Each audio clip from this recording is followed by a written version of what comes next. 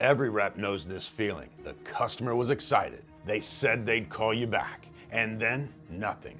You've been ghosted. Here's what you need to do next. In this video, I'm going to show you exactly what happens when a customer ghosts you, why it happens in the first place, how to prevent it, and the step-by-step process you should follow when it does. By the end, you'll know how to turn silence into a second chance instead of a dead end. So let's start off with why customers ghost. So first, understand that people aren't rejecting you when they're ghosting you. This is just simply a defense mechanism. So how to prevent ghosting? If you don't give your prospects a clear path forward, you're basically inviting them to vanish. But when you know exactly what's coming next, you remove the fear that fuels ghosting. So step number one, anchor the timeline.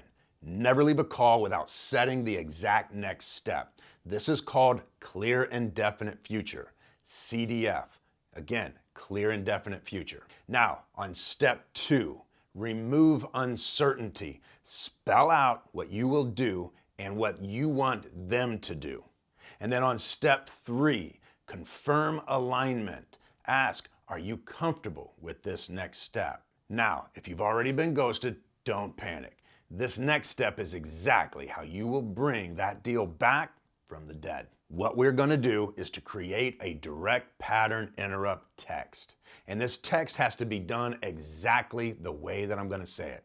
Have you given up on your roof? Or have you given up on your bath? Whatever that project is, it has to be a one-liner. You cannot just fill in, hey, have you given up on this project? I know that I've been trying to call for days and days and days. No. It has to be a one-liner. Have you given up on your roof project? This will be the most successful text you will ever send a client. This works because it's quick and it's easy to answer, and you're looking for a no that actually means a yes. You're not actually looking for a commitment. You're just looking for a no that actually means a yes. Next, we want to get into the cadence strategy. Don't spam them.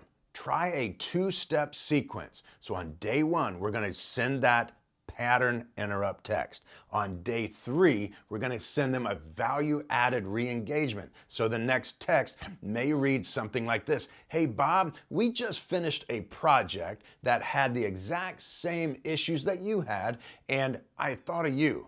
Do you want me to send you some before and after pictures? This will get them re-engaged. So then reset that meeting. The goal isn't to argue. It's to earn another conversation. When you've been ghosted, your job isn't to chase endlessly. It's to reset the table. A simple, direct text followed by a patient cadence often gets people back into that conversation. We won't ghost you, so drop a comment. What's the worst ghosting experience that you've ever had as a sales rep? Make sure that you put your comments below, but also share with your team.